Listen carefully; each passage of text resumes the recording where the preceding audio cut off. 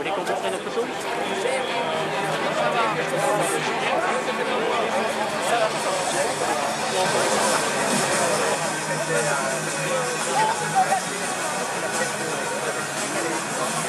Ça donne un homme sur en exprimant un désaccord. C'est formateur sur les vitres, c'est même qui est ça. Pas sur le côté.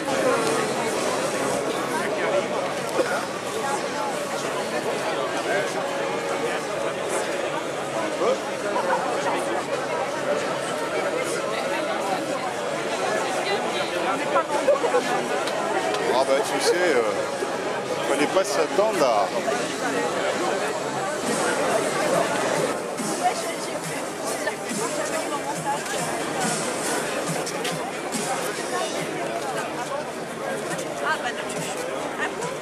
peuvent être réduits à des acteurs économiques potentiels, taillables et corvéables à merci, comme beaucoup le voudraient du côté du patronat allemand ou français. Ces migrants ne sont pas des êtres abstraits, ce ne sont pas des sujets désincarnés, évoluant hors du temps et de l'espace. Ce sont des hommes et des femmes, infiniment plus d'hommes d'ailleurs que de femmes, porteurs d'une identité forte, pratiquant avec l'islam une religion sûre d'elle-même, exerçant des modes de vie qui nous sont radicalement étrangers. Oui, on est chez nous. Avec l'arrivée en Europe de ces peuples entiers, ce sont donc des univers culturels conquérants qui s'engouffrent et s'installent progressivement, mais sûrement sur notre continent. L'issue de ce processus historique est claire. La déstabilisation définitive de l'identité des peuples européens qui ne pourront ni accueillir économiquement ces masses de migrants clandestins toujours plus nombreux, ni les intégrer socialement, et encore moins les assimiler culturellement.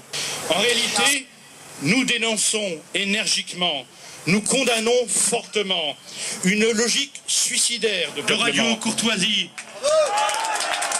à F de Souche, en passant par TV Liberté, le Salon Beige, Nouvelles de France, le Rouge et le Noir, Minute, Présent, et j'en oublie encore, je crois qu'on peut les saluer.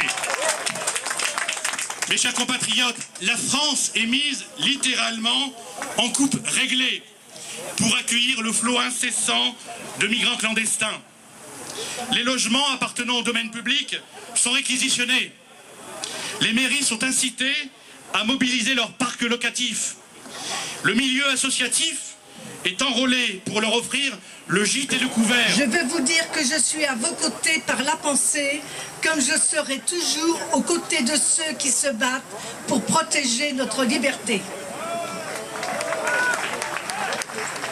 La première des libertés est d'être et de rester soi-même. La deuxième est d'être maître de son destin. Les Français comme les Européens sont chaque jour victimes de gouvernements qui les trahissent et qui les bombardent d'une propagande massive. Malgré cela, ils sont majoritairement opposés à la déferlante migratoire, acceptée et même planifiée par l'Europe de Bruxelles. Faire en sorte que cette majorité devienne rapidement une majorité politique, tel est notre devoir, le devoir de tout résistant à l'ordre établi.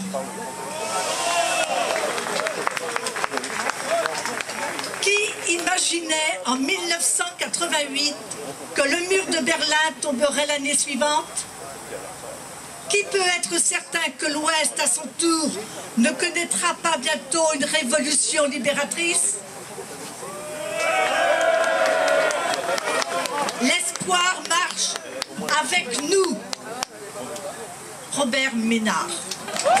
Und ich mache seit bald einem Jahr verschiedene Demonstrationen im Rheinland, Nordrhein-Westfalen, in Deutschland, unter anderem Bonn, Köln und Düsseldorf, dort die Dygida.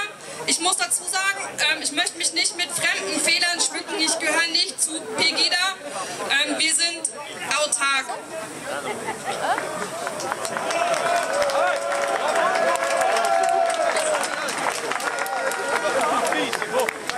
Mélanie Dittmer nous fait l'honneur de venir de l'Allemagne et a participé depuis plus d'1 an à de nombreuses manifestations appelées Pegida contre l'immigration massive à travers la plupart des régions d'Allemagne.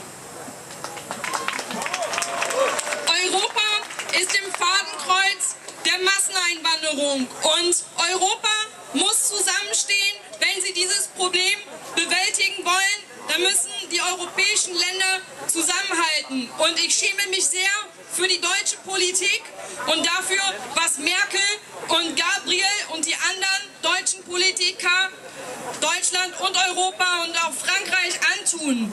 Mir tut das sehr leid, was die Politiker in Europa verzapfen.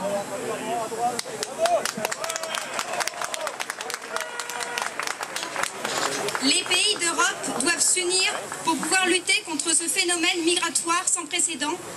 Et toutes les nations doivent se réveiller, tous les peuples doivent agir. Et je me réjouis ce soir de vous voir aussi nombreux. Dieses Deutschland da hinten, was da in diesem Konsulat ist, das ist nicht mein Deutschland. L'Allemagne qui est ici au consulat juste à côté n'est pas mon Allemagne. Merkel ist die Schlange Europas und sie spuckt ihr Gift auf ganz Europa. Und es wird Zeit, dieser Schlange den Kopf abzuschlagen.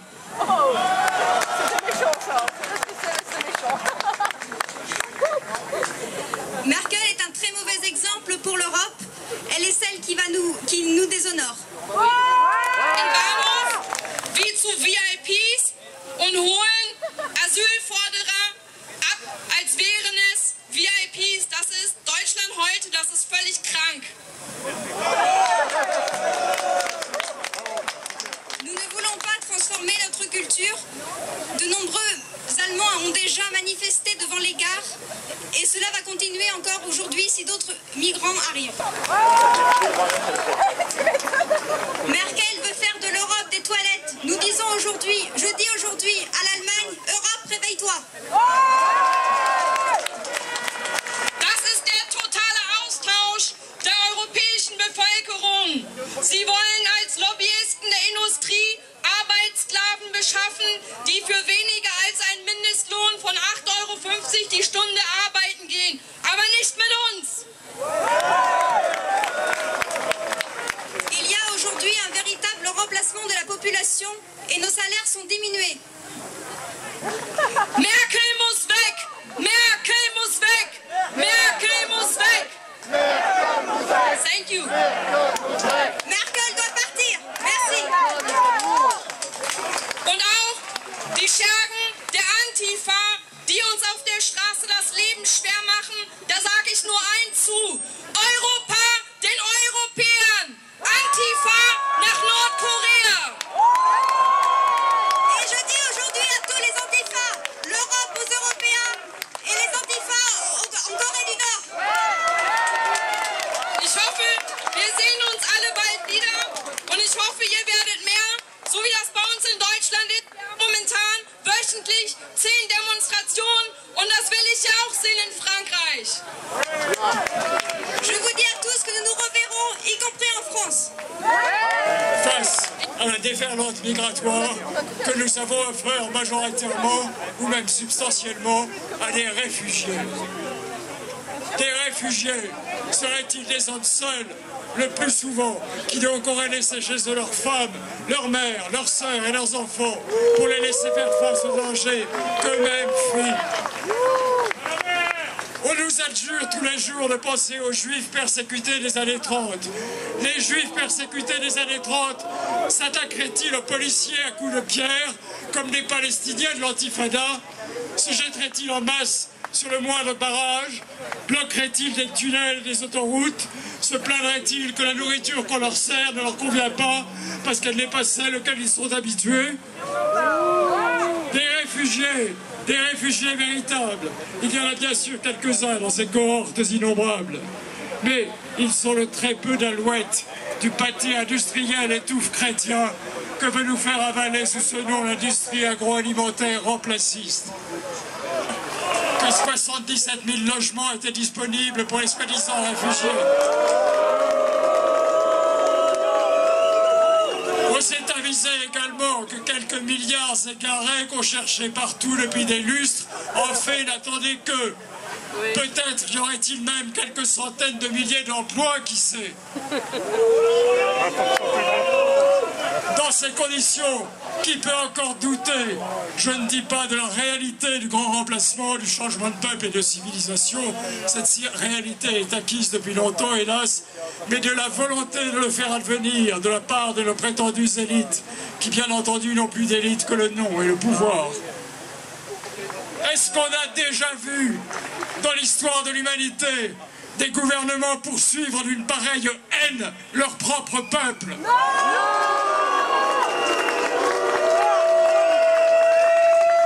Les Khmers rouges, me direz-vous, les Khmers rouges étaient pires, soit, sans doute.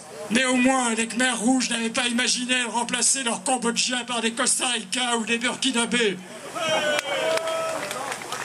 À peine soupçonne-t-on une volonté à l'œuvre derrière ces brassages monstrueux qui surviennent, on se fait accuser de sacrifier une quelconque théorie du complot. Posons d'abord que, de même que selon l'expression bien connue, les paranoïaques ont aussi des ennemis, de même le seul fait que l'accusation de théorie du complot soit devenue l'arme suprême des journalistes et des hommes politiques à court d'arguments ne prouve pas absolument qu'il n'y a pas de complot.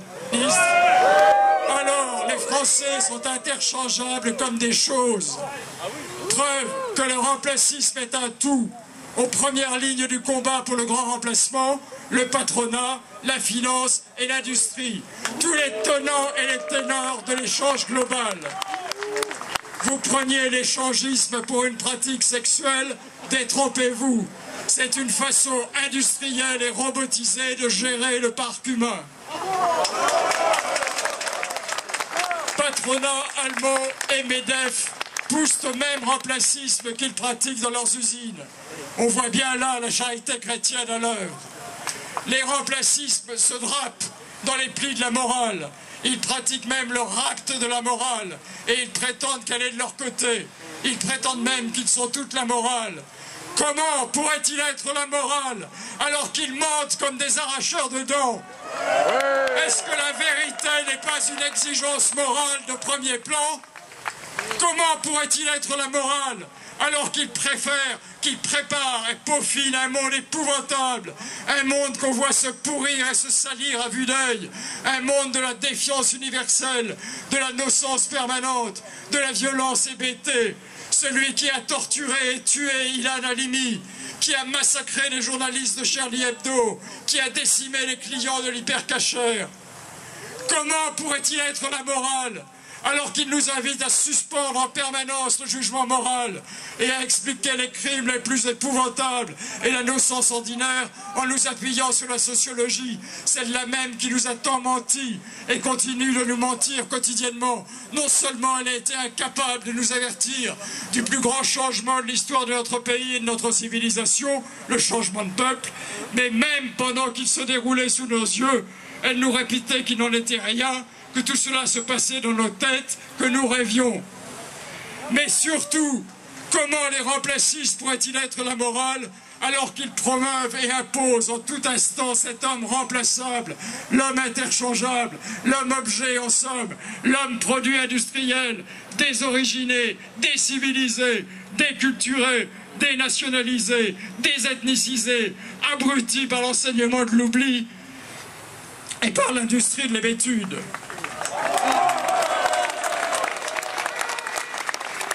Est-ce que le but suprême de toute morale comme de tout enseignement digne de ce nom, ce n'est pas au contraire de produire des êtres uniques, des hommes et des femmes irremplaçables. Ce n'est pas tant le remplacement lui-même qui plaît au remplacisme que la remplaçabilité, que l'homme soit interchangeable comme un objet, qu'il n'y ait plus de frontières entre l'humain et le produit manufacturé. Pour que l'homme soit échangeable avec la machine, il faut d'abord qu'il soit échangeable avec lui-même. Déculturation et effondrement du système scolaire sont aussi nécessaires au changement de peuple que les normes européennes à l'industrialisation du Livaro. Alors, il y a d'autres pages. Les patrons allemands et les nôtres, à leur suite, se frottent les mains de la déferlante migratoire. Ils se disent entre eux et ils disent à nos sociétés: ne réparez plus vos chômeurs et vos SDF à bout de course, remplacez-les. Profitez du raz-de-marée migratoire, sol de monstres. L'Europe a besoin d'immigrés, dit-il. Non, l'Europe n'a pas besoin d'immigrés. L'Europe a besoin d'air, d'herbe, de vide, d'espace épargné par le béton et les aménagements. Elle a besoin d'âmes irremplaçables et de renaissance spirituelle. La morale n'est pas de leur côté, elle est du nôtre. L'écologie n'est pas de leur côté, elle est du nôtre. De même qu'il est une ontologie, l'anti-remplacisme, le refus du changement de peuple et de l'interchangeabilité générale est une écologie. Les médias nous montrent à longueur d'écran les épouvantables méfaits écologiques de la surpopulation, puis aussitôt après, avec cette aisance charmante qu'on leur connaît dans la conséquence, ils nous répètent, avec le patronat allemand et quelques autres, qu'il faut à tout prix les immigrer à cause de la dépopulation. Comment peut-on à la fois se dire favorable à la biodiversité et se montrer partisan de l'interchangeabilité générale des hommes et des femmes et des sexes et des peuples? La seule vraie ligne de partage politique, historique, moral aujourd'hui passe entre les remplacistes et les anti-remplacistes. Certes, il y a aussi les remplaçants. Certes, il y a aussi les remplaçants, ceux qui se pressent à nos portes et ceux qui sont déjà sur notre territoire. Les remplaçants sont précisément ceux qui prouvent que les remplacistes sont des savants fous. Les remplacistes ont préparé un produit normalisé pour l'échange et quand il est bien remplaçable, ils le remplacent par un produit brut, incontrôlé, incontrôlable. Je n'ose dire inutilisable, quoi qu'il le soit au moins par eux. Les remplacistes remplacent un peuple hébété, châtré et déculturé par un peuple ultra-identitaire. Ils creusent leur propre tombeau. L'ennui est que leur tombeau serait aussi le nôtre et celui de notre civilisation. C'est bien pour cette raison que nous sommes ici ce soir. Pour cette raison qu'un sursaut est aussi urgent qu'indispensable. Pour cette raison qu'un grand refus est la seule réponse possible à la submersion démographique qui menace de nous emporter tous. Il y a des moments dans la vie des peuples, comme dans celle des individus, où un grand non est la forme suprême de l'affirmation, la forme par excellence de l'adhésion à la vie, l'expression même de la volonté de perdurer dans l'être. Je n'ai pour ma part qu'un seul message politique: regroupons-nous, rassemblons-nous, révoltons-nous. Nous sommes encore, pour peu de temps, les plus nombreux et les plus forts. Camus! Camus! Il faut en finir. Il faut en finir avec le balancier fou des colonisations et des contre-colonisations. Arrêtons-le une bonne fois pour toutes, si possible au-dessus de la Méditerranée, puisque du côté de l'invasion, elle est la frontière de notre Europe. Place de la Bourse, nous rendions hommage à Hervé Cornera, dont j'ai vu le nom sur quelques blousons de ce rassemblement. Hervé Cornera était le premier de nos compatriotes à avoir été sauvagement décapité par son employé Yassine Sali, membre de la 5e colonne islamique sur notre pays. Cet acte barbare ne faisait que suivre les nombreuses agressions subies par nos compatriotes, que cela soit par des déséquilibrés à voiture, que cela soit par des déséquilibrés à couteau frappant les compatriotes à la gorge, que cela soit à Charlie Hebdo, que cela soit à l'épicerie cachère, que cela soit la catastrophe que nous avons évitée dans une église du Val-de-Marne, grâce au sacrifice d'Aurélie Châtelain, qui grâce à son sacrifice a évité une boucherie, que cela soit après la première décapitation islamique, la catastrophe évitée dans le train du Thalys, grâce à l'héroïsme de 3 soldats américains.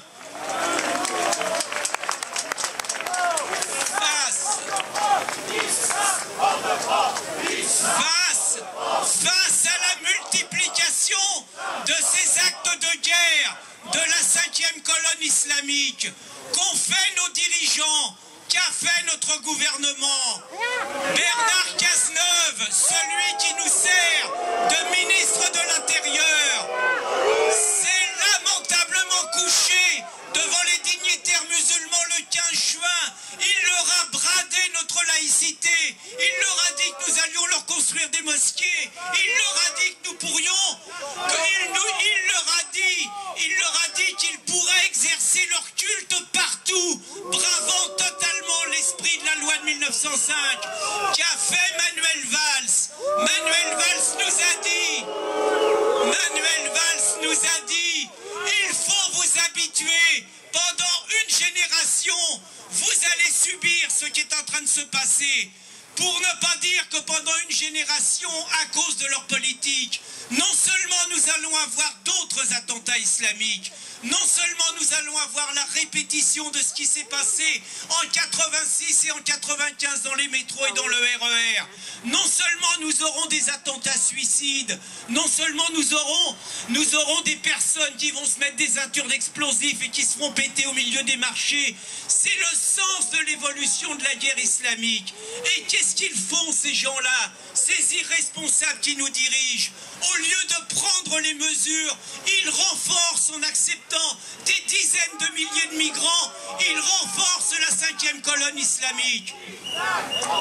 Qui n'a pas vu?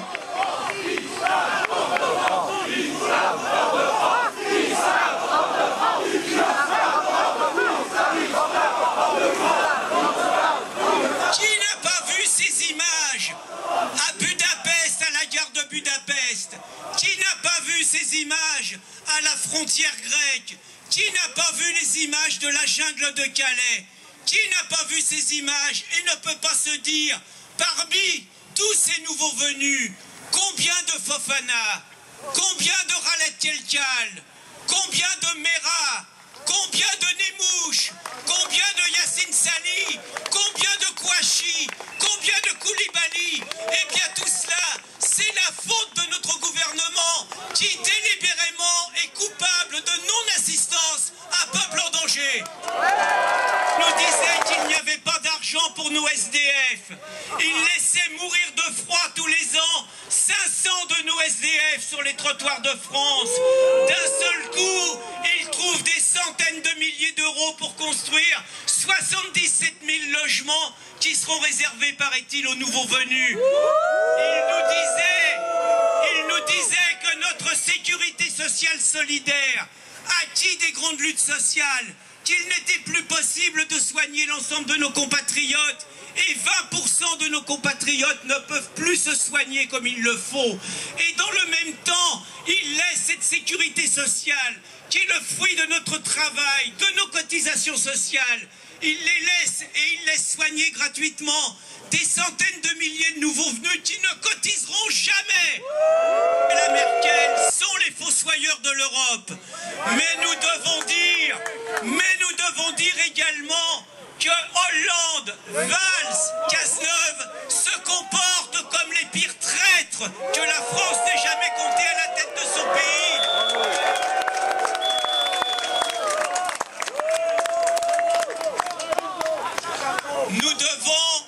Nous devons féliciter de cette première initiative nos amis du ciel. Ils ont eu le mérite, alors que nous attendions depuis des jours et des jours qu'une initiative voit le jour. Nos amis du ciel, courageusement, ont lancé l'opération et ont créé les conditions de ce premier rassemblement patriotique de refus de l'invasion migratoire qui nous submerge.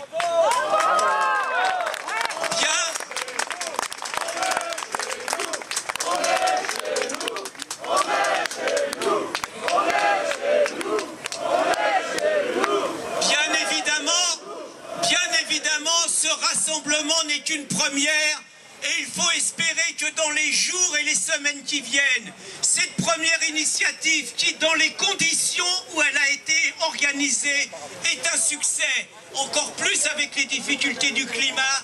Nous savons bien que les enjeux sont tels que ça sera comme en Pologne, comme en Hongrie, par dizaines de milliers que les patriotes devront se réunir dans la rue, derrière leurs organisations, pour mettre en recul ce suicide migratoire qui est imposé à la France.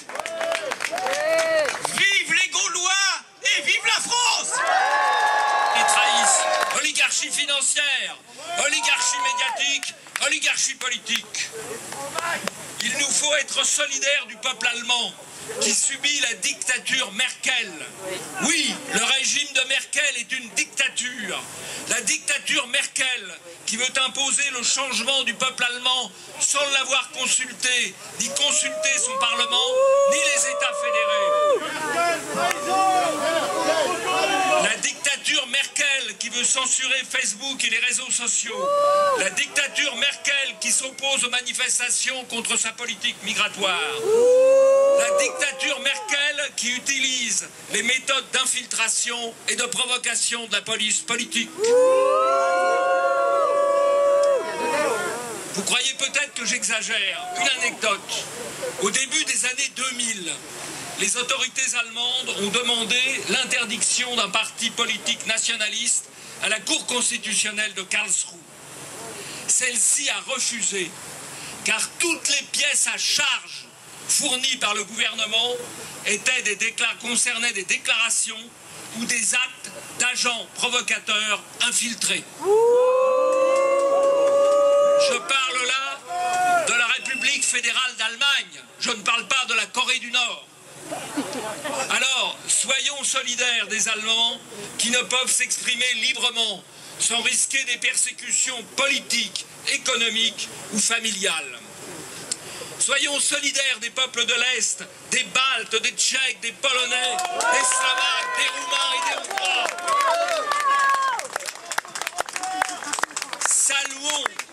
Saluons le courage de Viktor Orban.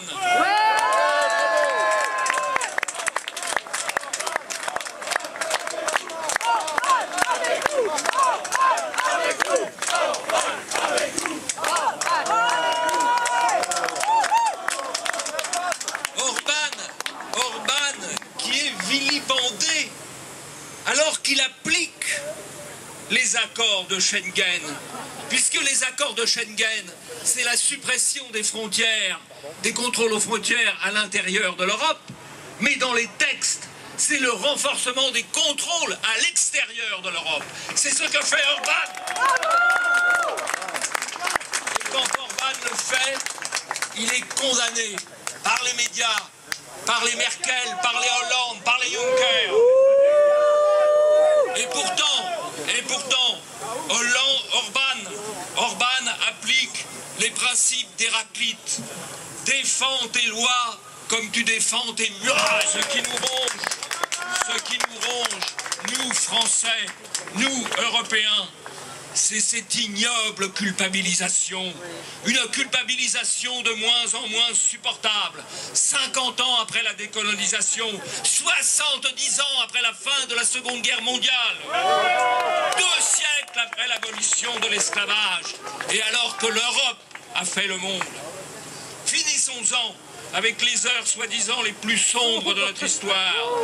Soignons l'âme de l'Europe de ce mal qui la ronge. Ce qu'il nous faut, ce n'est pas seulement un changement de cap politique, c'est un réveil de la conscience européenne. Retrouvons l'être des peuples contre l'avoir des marchands. Retrouvons le sens de la longue histoire contre les tenants de la rupture et les voleurs de mémoire. Retrouvons le sens de la communauté de destin contre les délires de l'individualisme roi. Retrouvons la fierté de notre passé et balayons les mauvais apôtres de la repentance.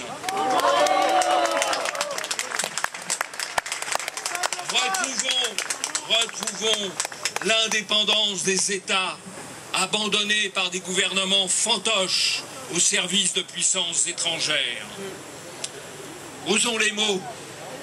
La première cause de l'invasion migratoire, c'est la trahison des élites. Et la seconde, c'est l'oubli de nos devoirs envers nos pères, notre civilisation et notre culture. Méditons pour finir cette phrase du géopoliticien Hubert Védrine, ancien ministre des Affaires étrangères français de Mitterrand. Un recours à la force sera, à un moment ou à un autre, inévitable. L'histoire ne fait pas de cadeaux au peuple Mais je faible. suis avec vous par le cœur. Je suis avec vous par le cœur parce que, justement, c'est lui que je voudrais faire parler maintenant. Car, voyez-vous, moi aussi, tout comme vous, j'ai du cœur. Et c'est justement parce que j'ai du cœur que je refuse ce qui est en train d'arriver à la France, mon pays bien-aimé. Et je refuse que nos moralistes et bien-pensants décernent du haut de leur toute-puissance la palme de bon citoyen à celui qui a du cœur, à celui qui accepte tout sans discuter, et la palme du mauvais qui n'en a pas à celui qui résiste. Oui, en tant que femme et mère, je souffre lorsque je pense aux femmes et aux enfants laissés dans leur pays par des hommes, jeunes pour la plupart, qui débarquent par centaines de milliers sur nos côtes, guides du migrant en poche.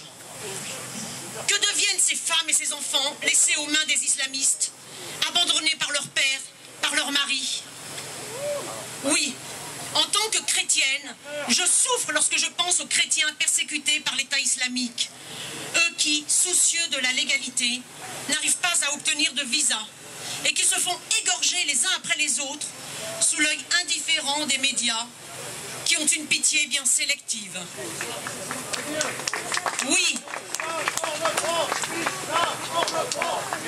je souffre de voir combien est instrumentalisée toute cette misère humaine par des hommes politiques qui cherchent à provoquer des émotions malsaines pour leur propre profit.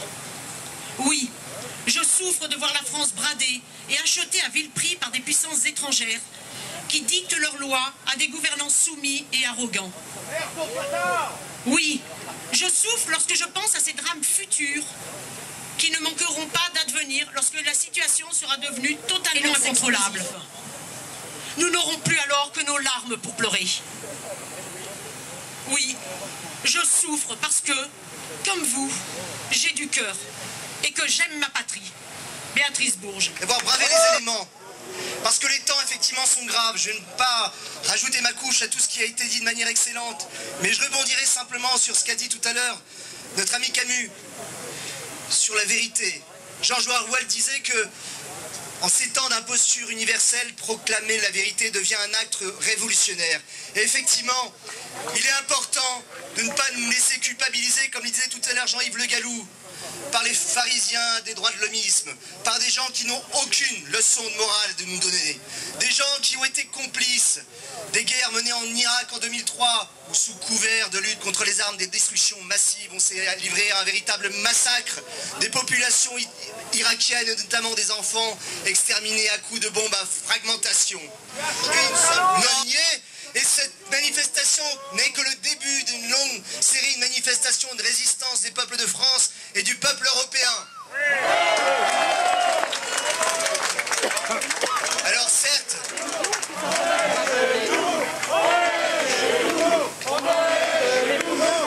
mes amis, nous savons très bien que, au regard du gouvernement, notre manifestation n'essuiera que leur mépris. Nous savons qu'il y a 2 ans, plus d'1 million de personnes ont manifesté à plusieurs reprises et qu'ils n'ont répondu que par le plus puissant mépris. Ils ont des yeux et ne voient pas, ils ont des oreilles et n'entendent pas, ils sont sourds, ils sont l'élite française, ils sont l'élite décadente. Mais nous sommes le peuple, mes amis. Et le peuple, il a des capacités parfois enfouies, des capacités qu'il faut réveiller. Et il suffit de regarder l'histoire de notre pays, la France. Il suffit de regarder l'histoire de cette petite femme de 19 ans, Jeanne d'Arc, qui a débarqué en plein royaume pour réveiller un peuple endormi, pour réveiller un roi qui avait abandonné le sens du politique. Il suffit de regarder l'histoire de la bataille de Lépante, où 250 000 Mahométans étaient au bord des plages européennes pour se livrer à l'attaque de la civilisation européenne. Eh bien, il y a eu ce réveil, cette prise de conscience, à l'appel notamment du pape Saint Pie V, à cette union des peuples d'Europe. Parce que Karim Ouchik a eu raison de le rappeler tout à l'heure, nous ne sommes pas contre l'Europe, nous sommes contre cette Europe-là, nous sommes contre cette caricature d'Europe qui n'est qu'un marchepied vers le mondialisme. Et nous aimerions dire à Madame Merkel, cette mère Macrel des négriers, cette mère Macrel des fossoyeurs de l'Europe, vous n'êtes pas l'Europe, vous êtes une collabo, à l'image de ceux qui dans le passé dénonçaient leurs concitoyens. Alors non, nous ne laisserons pas culpabiliser par les donneurs de leçons, parce que nous sommes des fils et des filles de France, et que ce qui nous anime avant tout, ce n'est pas un sentiment de haine, mais un immense sentiment d'amour et de gratitude vis-à-vis de nos aînés qui ont versé leur sang, leurs larmes pour nous transmettre cet immense héritage dont nous sommes tributaires. Alors c'est chacun d'entre vous, ici et maintenant, qui peut être l'acteur de ce réveil européen, parce que ce n'est qu'un début, nous ne sommes pas des spectateurs, chacun d'entre vous doit devenir un acteur de cette prise de conscience européenne, pour que de l'Atlantique à l'Oural, pour que des fjords, les fjords enneigés jusqu'au détroit de Gibraltar, eh bien des centaines de milliers de voix, eh bien s'élèvent avec des torches allumées, en scodant ce slogan éternel, Europe, réveille-toi!